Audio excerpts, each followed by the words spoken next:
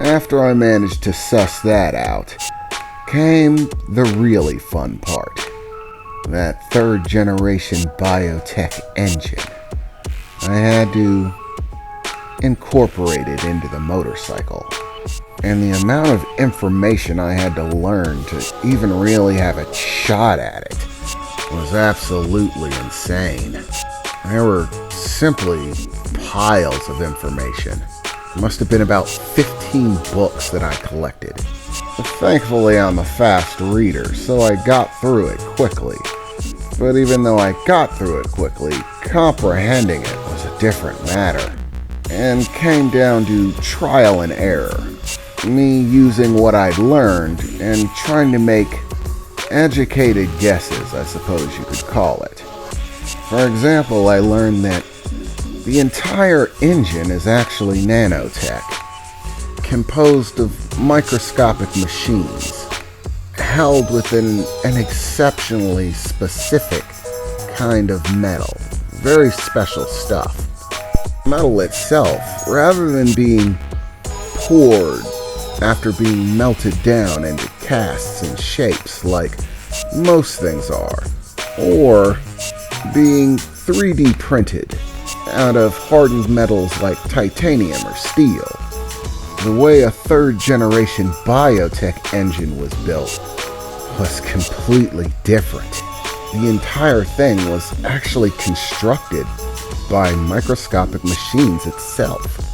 A long-running process of having these microscopic machines interlock countless tiny fragments of material in an exceptionally specific pattern. There was even a highly strengthened form of glass included within the makeup. Exceptionally tough stuff. But what it added up to in the end was an exceptionally strong engine, as well as just looking badass.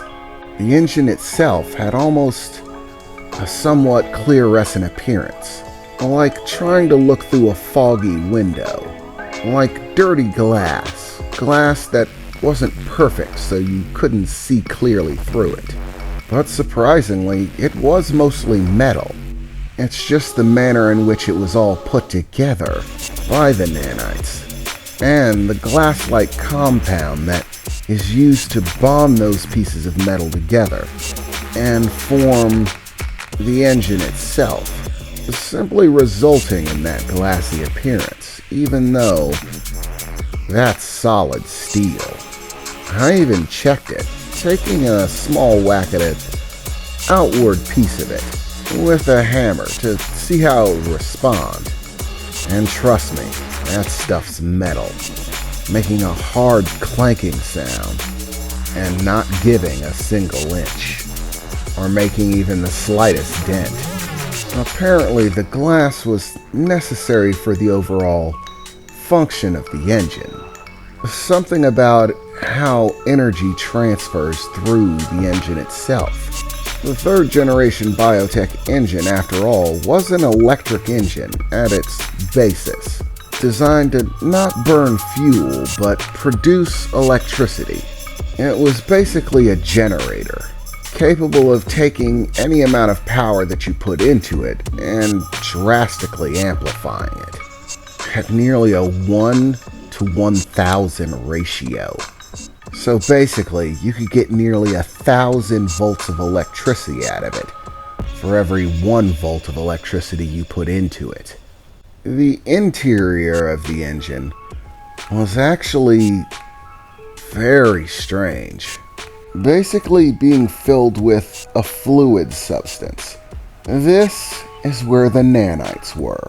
Countless microscopic machines mixed into this liquid solution. Basically, these microscopic machines worked much like cells in a human body. They would run around the inside of the machine, fulfilling small functions, whatever happened to be necessary at the time. Some would regulate temperature, others would regulate the flow of energy, others were scanners that would check for problems, malfunctions, errors. damages to the system, and others, much like little repairmen, who would maintain the system at optimal function, getting rid of any hazardous materials that might be inside, repairing small microfractures that might form from the use of the engine, and reincorporating anything that might have been broken off and putting it back, fixing it, so to speak.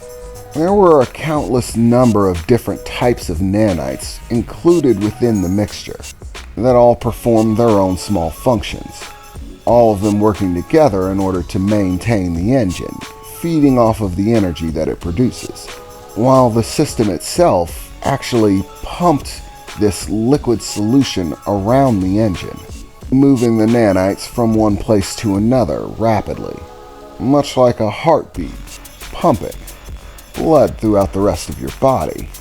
There are plenty of other, more intricate details to get into, but I think that's enough of a basis for you to get the idea that this is complex stuff.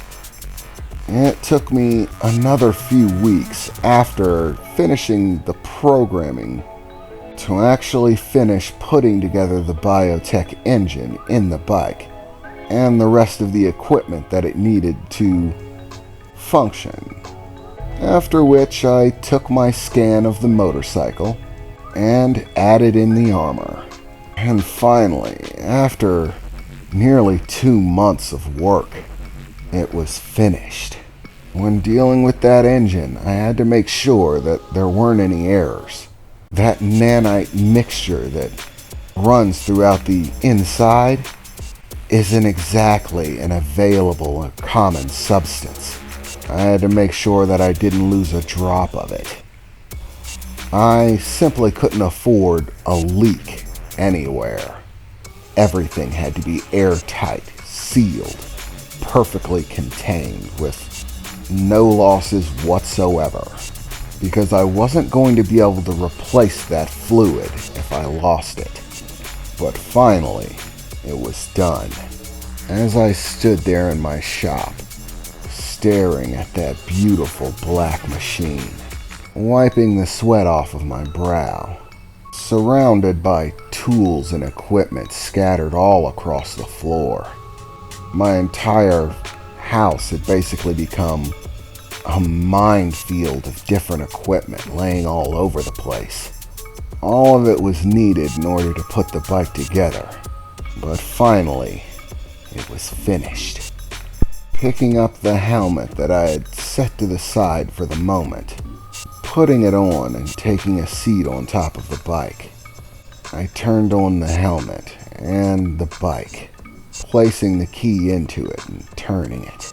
And with that, I began to hear a strange hum. It sounded like something out of this world. To be honest, there's really not even a description for it. I can't think of a single thing that makes a noise that's even slightly similar.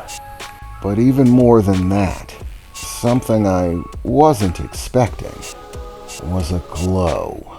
A very bright, brilliant glow, emanating from in between the shifting plates of armor that covered the motorcycle, and the small segments of the engine that you could see through the armor. They all glowed a brilliant blue color. If you looked closely, you could actually see the fluid pumping through the metallic tubes that coursed around the engine, and hear a thrum.